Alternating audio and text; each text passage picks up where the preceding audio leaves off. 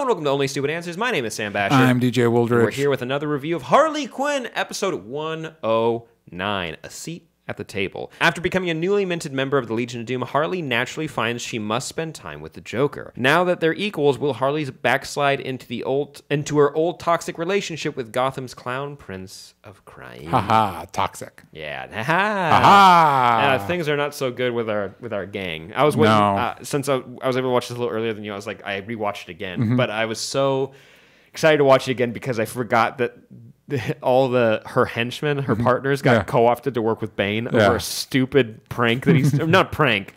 He was being pranked, so he's murdering someone as a retaliation. Yes, classic. He also tries to do magic. Big fan.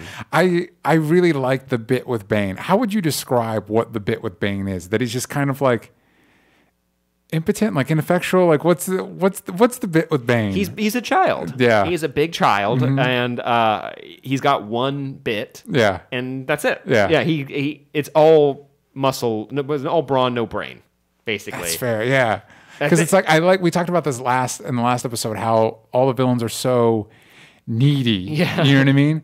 But it's like, and it's weird because Bane isn't quite. It's different. It's different than like, it's less petulant than like a Joker or like a Lex or whatever. But the most well-adjusted seems to be Scarecrow. Scarecrow seems to have his shit together. I really love when they're like, we're having a pitch meeting, we're doing our big supervillain plans, figure out how we're allocating funds. Go ahead. Joker, he takes over first, and he's like, Bane just wants a chair because he doesn't have a chair to sit at the meeting or in his office or whatever.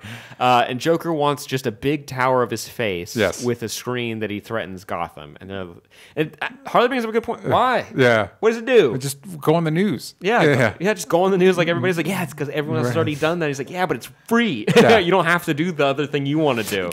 This is jump. I'll get to it, but there was actually some really interesting emotional stuff in this episode. It begins with Harley and Poison Ivy actually pretty quickly are trying to mend things back together.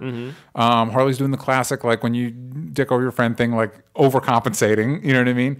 And perhaps committing to too much, but she doesn't anticipate that everybody's concerned that Joker's going to get his hooks back into her.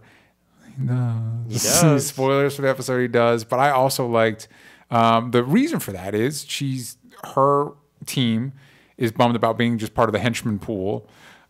Which I was thinking about, like, wouldn't have Harley been a part of that pool when she was working with Joker? Maybe. Yeah. Unless they're like sidekicks. There might have been a different thing. You know? Also,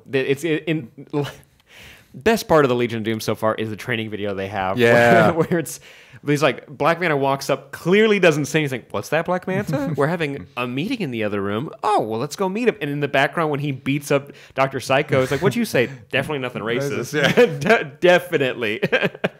Man, he sucks. Yeah, even though like sometimes he gets like a win, it's not like a full win. No. He doesn't deserve that. No. And it's interesting. I mean, like, I also like the explanation with the henchman pool. Like, we have actual abilities. We can do things. Like, yeah, I'm an actor. That is not what you can do. You can shapeshift. You can do all of these things. Yeah, this is a half man, half shark, and I'm a telepath. Yeah. So funny. And also Poison Ivy, she makes some great points. Like, yeah, sure, if saving the environment is evil, then yeah, I'm a villain. Yeah, sure, if I'm trying to protect plants, sure, whatever. Yeah. And I love the ad that they play where it's just like bulldozers just like running over like baby birds and stuff. And it's like, for a better Gotham. Which now seems like this was all specifically set up to trap her. I think Poison Ivy and Animal Man might get along, maybe. That'd be a fun one to see. Yeah, that would be. I really like. I know it's like this is supposed to be like, a comedic take or whatever.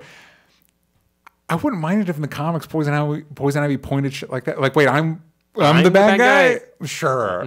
Great. Is she like robbing banks or anything like that? Like, no, right? Yeah. She's like a Punisher, but for the environment. Yes. That's the pitch. That's basically, and yeah, she's hurting people. But it is funny, like if you go down the brass tacks, it's like she's genuinely just trying to help the planet. I guess the sexual stuff they attach to her, where it's like her kisses like make men fall in love with them and turn into plants. Like, that's hilarious in this show. But also besides that, that's just like mean. It's bad. Bad. You don't need to do that. But the reason Harley gets back in with Joker is because she's trying to help her friends get out of that. And of course, and he's just trying to be. His pitch is that he just wants to meet with his coworker. Yes. What a manipulative little bad. He's a bad guy. Joker's shocking. It's a bad guy. I also like that the show plays on the fact that he is one of the most popular villains in our world, but also in the show he's like teacher's pet at the Legion of Doom. They have such a good pitch where it's like when the Joker's telling the villains like what to do, and everyone's like, he doesn't have powers. Why is anybody listening to him? It's just because he's that popular and he's that terrifying for people.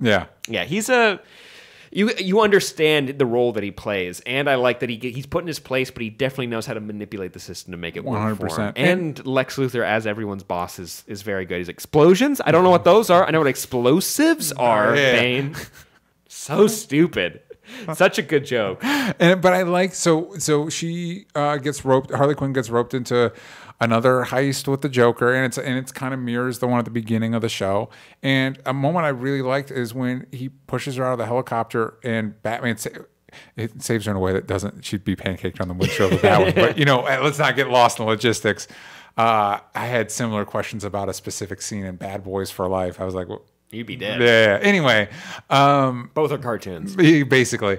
And when Batman's like, some people, it was this weird commiseration between Batman and Harley. Like they have a mutual friend that they both like if you have a friend that's with a guy that's shitty, and so you're just commiserating with that person for a minute, it's like that. It was really kind of emotionally affecting, and it was a really interesting take. I really like the take on all the characters in this. It's like I know it's more heightened and I know it's more comedic, but like I said with Poison Ivy, I wouldn't mind if it bled into the actual comics. The way that like people interact. It's one of my favorite bits in Justice League Unlimited when Flash is talking to Trickster and it's like, hey, are you off your meds? Like we need it. Like it's a really, because in a way you guys kind of are work associates. Yeah. You're on the opposite teams, but you're in the same fields. Murder sometimes involves, so it's not exactly the same, but like it's a cool dynamic, and that scene in particular, I thought I was surprised at how emotionally affecting it was. No, I very much appreciated that too, and also you understood how she could fall, why she fell for him in the first place. Yeah. Like he's a bad person, but you understand the charm, and you see how he's able to manipulate not just his coworkers, who he does not have sex with. We learned we don't do that with them. Just Harley, apparently. Yes. And it was weird when they mentioned like, "Are we just gonna have sex?" I'm like, I'm not grossed out by the fact that like they're two adults in this like animated show. Maybe I am grossed out by that. It was just the realization that the Joker did have sex. Yeah, and it's because of the Joker's gross. Yeah. There's not a version of the Joker like I guess everyone always animates him as like, or draws him as like super, like genuinely disgusting. Yeah. Sometimes, like when he cut his own face off. Yeah. And then there's, I think in the live action adaptations, the grossest one is probably the one at the end of Gotham. Yeah. And I guess the sexiest would have been Jared Leto's, but even then it's like, I don't want to think about that. Nothing good's coming out of this. You start thinking about what it looks like, and you're like, I don't want to go down this rabbit hole. But they do a good job of kind of like brushing past it fast. It's like, no, I don't do. I love the way he brushes that off. Yeah. And I also like what's Frank the plant, the way he's pitching how he could be of service. Oh, and he hires the pot dealer to like carry him around.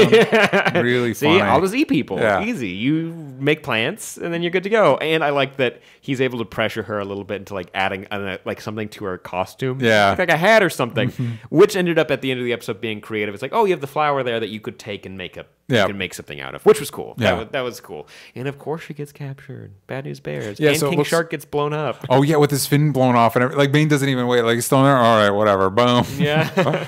And his fin flies off. And he's like, I have a catheter in me, so I cannot get out of this situation. But as soon as I can urinate by myself, you best believe I'm going to leave. He's so walking out of here. I'm walking out of there. It's a really, really fun. Like again, because the show as it develops these characters, I think it just keeps building momentum and becomes even more entertaining and engaging. It's just a fun riff on this world, and I feel like we've got confirmation. Last episode, Lex said there was only one woman of justice in the Legion of Doom, and we saw when they're mingling, Cheetah was there. So she's the one. Everyone forgets her name, which for casual fans, I think they don't know the name of they don't know what Cheetah's name is. Until Wonder Woman 1984. Barbara. Minerva. There you go. Yeah. Fun last name. Yes. Cool last name. And Minerva is the name of a villain for Captain Marvel. Right? Minerva? Yes. Yeah. Gemma Chang. Yeah. Yeah. Yeah. Yeah. Yeah. I remember. I'm remembering. Anyways, with this episode, the revenge on the smoothie guy, the Joker somehow was doing. It's like, oh, I forgot that you're just kind of lame. Like you're a threat. Yeah. But you also do lame stuff, man. You're not genuinely funny. He even says like there's the all the city domination the stuff, murdering and the crippling. Yeah, exactly. People remember, but it's the little things that keep me going. Hey man, we all have our hobbies. What a piece of shit. Yeah, you're awful. I am excited to see like how what's next for like Poison Ivy and how who captured her. What does that mean exactly? I'm thinking Lex and the Legion of Doom because we established that they want her for the team, and so that's probably for a specific scheme if they're going through all this effort. Probably, yeah. And it just makes sense. Yeah, and Giancarlo Esposito as Lex is wonderful casting. Really good. He's such a special type of lame. Like he's very he's Lex. Like I fully buy that he's Lex, but. Something about him is just it puts everybody else like you just understand the Legion of Doom as an organization. I would like a counterpoint to this series that's the Wonder Twins. I would like that them as the interns and they're helping out or whatever. Maybe get Jimmy in there, with his shenanigans, and you get to meet like some of the other sidekicks, like the other Robins, like Stephanie. That would be cool. Just like Harley has her crew, it's like you've got some of like. Alfred's there, and like maybe like Stephanie Brown. It's like, everybody remember me? Cassandra Cain's here too, and she's barely speaking. Yeah, what is it? Signal's there too. Oof. They're trying. Scott Snyder threw in a lot of extra. What is it? Blue Jay is one of them or something. Bluebird. Blue Jay makes sense. Blue Jay is the guy who died in Heroes in Crisis. Oh, he did. Yes, he did. Damn. Bird eating him. Jeez. Yeah, spoilers for that. Bird ate him. Little tiny baby bird ate him. Wally West did that. That's stupid. Don't worry, we're fixing it with the flash forward. Are we? I couldn't tell you. Okay. I couldn't tell you. We're not at the end yet, but maybe, possibly. Are they gonna rewrite it where that wasn't the case, or he was possessed by parallax or some shit? Couldn't tell you. Then I'm not having it. Well, you know what? We talk about comics over at patreon.com/onlystupid-answers. So please go consider supporting for as low as $5 a month. You can join our Discord. Lots of cool stuff you get. Audio podcasts. You can watch live when we watch TV shows. You can join us in the discussion, and you can watch us record this live. We appreciate when you do that. And anyone who support us in any way, even just watching this video and sharing it, really appreciate that. I did give this episode a solid 9 out of 10. 8.9 out of 10. I would give this, I liked last week's a little bit better, I think. Yes, same. So I would give that, I think I give that a 9. I'd give this maybe an 8.5. There you go. Yeah, but still super solid. It's very funny, very good, and I'm very excited to see where things continue. And I hope for more. I think we're already getting a season 2. Do we know that? Oh, I don't know, but I hope. Yeah, I hope so. Or a Wonder Twin show, or both. As entertainment and just like overall quality, I think this is my favorite thing that the DC universe has made. Not that there are other good things. Doom Patrol is still the top of the list for me, but this is pretty high up there. But like just the level of commitment to the bit in this show, very much enjoy it. Why didn't Poison Ivy ask Kite Man? He has the power of a kite. You don't have kite powers. Man, I love this show. Please consider checking it out. If you watch this review, we're halfway through the season. Why are you watching this? Go watch the show, watch the rest of our reviews, and then tell your friends to go check out DC Universe. But until next time, gang, I'm at Sam Basher on Twitter. DJ Talks Trash. At Only Stupid Answers. Yank out the bells from stupid. Bing, bang, boom. Subscribe, like, do all the good stuff. See you next time. Bye-bye.